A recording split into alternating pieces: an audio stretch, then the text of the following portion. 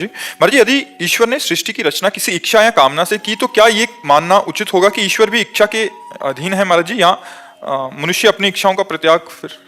ईश्वर की इच्छा से तो सृष्टि हुई, लेकिन ईश्वर की इच्छा इस समय आपके अंदर नहीं, इस समय आपकी इच्छा है। अगर अपनी इच्छा को ईश्वर की इच्छा में मिला दें तो आप महापुरुष हो गए। आप अपनी इच्छा को मिटा दें तो वही तो नहीं हो पा रहा है। हम अपनी इच्छा को ईश्वर की इच्छा में नहीं मिला पा रहे हैं। हम अपनी इच्छाएं अलग से रख लिए और 3 गुणों की माया की रचना है, जिसमें एक राक्षसी प्रवृत्ति है तमोगुण, एक घोर प्रवृत्ति अशांत प्रवृत्ति है रजोगुण, और एक शांत प्रवृत्ति है सतोगुण। इन्हीं में विचरण करता रहता है पूरा संसार।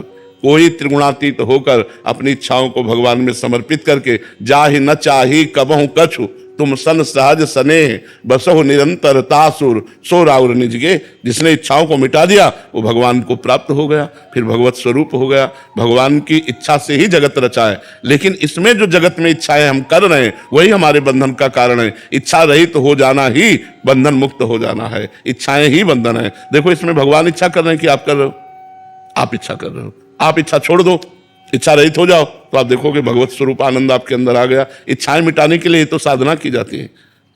जा ही न चाहिए कबहू कछु, कभी कुछ नहीं चाहिए, कोई इच्छा नहीं। सकल कामनाहीन जे राम भगत रसलीन, जो सारी कामनाओं को छोड़ देते वो भगवान के प्रेम रस में लीन हो जाते हैं। कामनाएं तो हमें जगत में फंसाए, कुछ कामनाएं पाप करवा रहे हैं, कुछ कामनाएं पुण्य करवा रहे हैं। तो बार बार लोकांतर में पुनरपि जननम पुनरपि मरणम पुनरपि जननी जठरे शयनम, यही खेल हो रहा है। इच्छाओं का त्याग कर दो, अभी भगवत प्राप्ति का अनुभव हो जाएगा। समझ पा रहे हैं आप?